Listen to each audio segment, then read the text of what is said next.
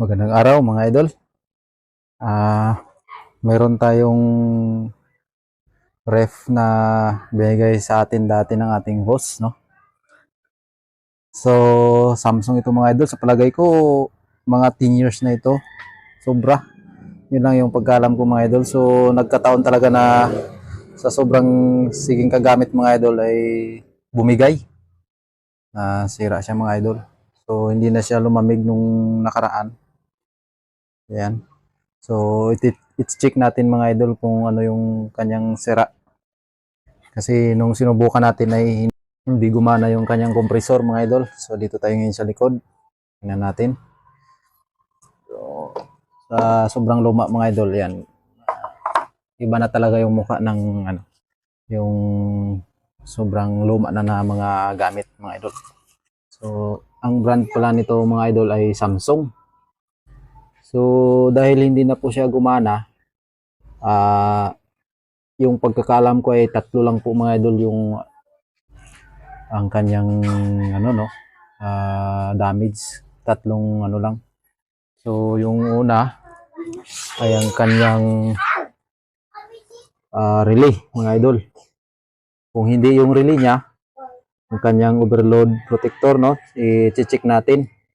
Tapos yung pangatlo mga idol, yung kanyang thermostat. So makikita natin yung thermostat sa loob. So dito yan siya mga idol. So ito yung i-check natin mamaya. Ito siya mga idol, oh. Ayan. I-check natin ito mamaya kung ito ba yung may damage na hindi siya gumana. So pag ma-check natin yung tatlo mga idol tapos hindi pa rin siya gumana mga idol, sa atin pa yung damage niya mga idol ay ang kanyang preyon. Sa atin pa baka may butas yung kanyang mga dinadalaw yan ng preyon mga idol, no? So simula nung pagkabili nito mga idol ay hanggang ngayon pa lang yata siguro ito mga idol nasira. Kasi yung dating may-ari nito ay aking boss. So sa palagay ko ngayon lang ito bumigay sa akin. Kasi nga wala pa siyang mga idol. Hindi pa siya kinabitan na para mag ng preyo, no? So wala pa siya. Kung anong tawag nun, yung pito. So wala pa siya mga idol. So try nating tanggalin yung kanyang yung kanyang overload protector at saka kanyang relay. Yan mga idol. So ang una nating gagawin ay mag safety first tayo mga idol. So kukuha lang tayo ng gloves para sa ating safety first.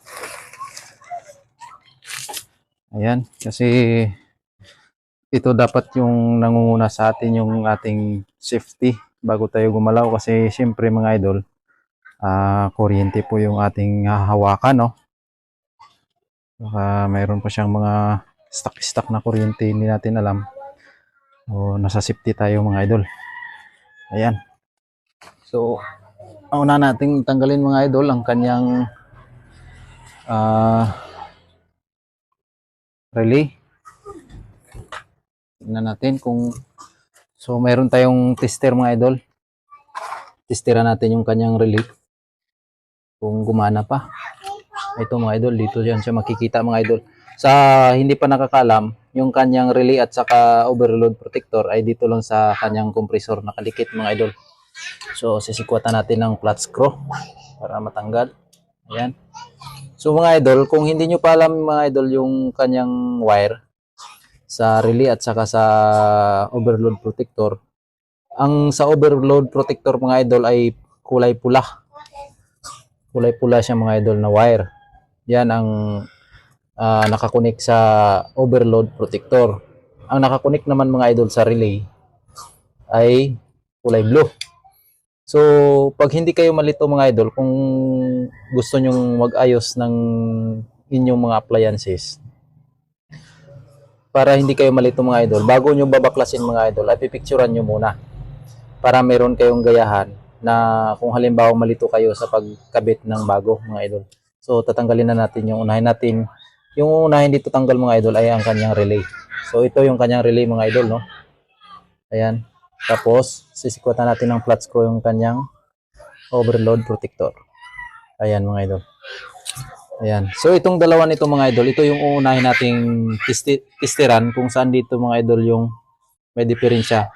So kung mapalitan natin ito ng mga bago mga idol, kung saan dito, kung okay pa to mga idol sa tester natin, pupunta tayo doon sa ating thermostat, no? Kung doon ang may diferensya mga idol. Pero dito muna tayo mauna. Ayan. Gagamit lang po tayo ng ohms. Ayan. Yan po yung ating adjust ng ating tester. Sa ohms po tayo mga idol. Ayan. So, unahin natin tong relay. Testiran natin mga idol. Dito lang yung isa. Sa kabila. Yung isa dito naman. So, tingnan natin yung tester kung ano. Sorry, nalubat mga idol. Sorry. Ayan, ulit. Okay. Ayan, okay pa to mga idol yung kanyang relay, oh. So, okay pa mga idol. Meron pa siyang reading, no? So, ang overload protector naman mga idol ay ito. Titestiran natin, parehas lang din, no? Kung nag-reading siya. Dito lang din yung isa sa kabilang, ano? Tapos dito mga idol nakatutok. So, hindi siya nag-reading mga idol. Wala siya. So, sa atin, palagay natin na ito talaga 100% ito yung sira mga idol, no? Ayan.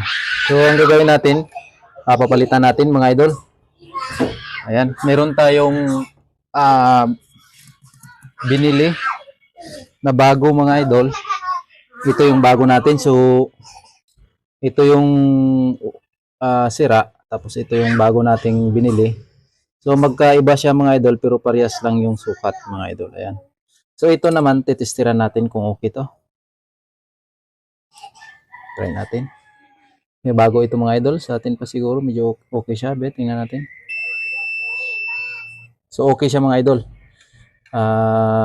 Nag-function yung ating tester. So, ulitin natin itong luma.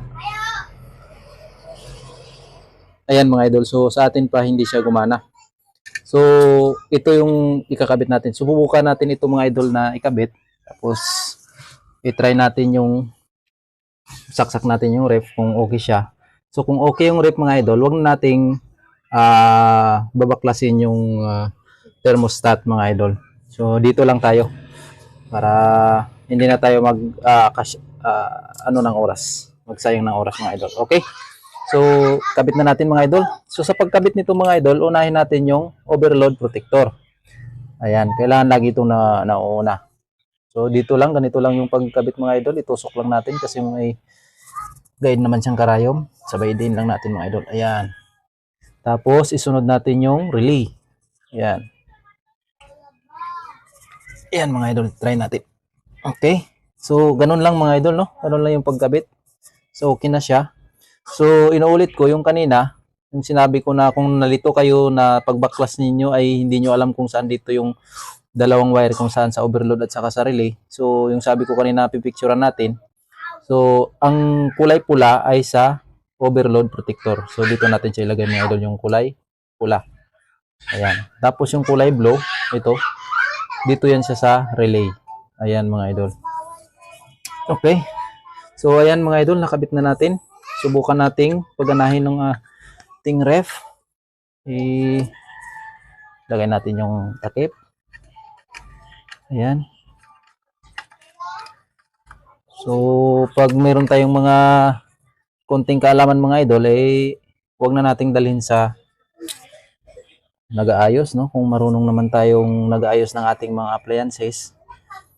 So, laking tulong na rin sa atin, sa budget. Isa na yun. So, ayan mga idol, no? Naikabit na natin. Testingan din natin sa kanina. Gumana. Ayan, kabit lang natin to. So, ito yung luma mga idol. So, ngayon mga idol, malalaman natin yung gumana na yung ating ref. Yung ating compressor ay mag-aandar yan sa mga idol. So, nung hindi pa natin napalitan ay ito hindi talaga umandar, no? So, yun talaga yung may diferensya talaga yung ating tatlong parts mga idol, yung overload, relay at saka thermostat. So, isa lang doon yung may damage, mabuti nga yung thermostat ay overload lang mga idol. So, try na natin mamaya. kung okay yung thermostat. So mga idol, saksak natin mga idol. So malalaman natin na umandar na yung compressor mga idol kasi nga tutunog yan siya mga idol. Ididiin ko mamaya yung ating camera. So maririnig natin yung pag-andar ng kanyang compressor. Okay. So i-open natin mga idol yung kanyang thermostat. Kung okay siya. Ayan mga idol, oh, nag-ilaw na siya mga idol. So i-open lang natin. Lagay muna natin mga idol sa number 2 para malaman natin na mabilis siyang lumamig. Ayan. So punta tayo sa kanyang motor. Ayan mga idol, oh. So pwede natin siyang hawakan pero mag-ingat lang tayo baka merong mga ground. Ayan. So okay siya mga idol. So ilapit natin yung camera, maririnig niyo yung mga idol na may tunog siya ng konti. Mga idol, lapit na natin. Ayan, naririnig mga idol. So umandar na siya mga idol. So antayin natin ng konti, mga 3 minutes. Try natin kung lumamig siya mga idol. So ayan. So ayan mga idol, no. Ito. So malapit na siya mga idol. Tingnan natin. So malalaman natin mga idol kung lumamig. Tingnan natin. Ayan mga idol, gumana na. Thank you. So okay na siya, oh. Lumamig na siya, oh.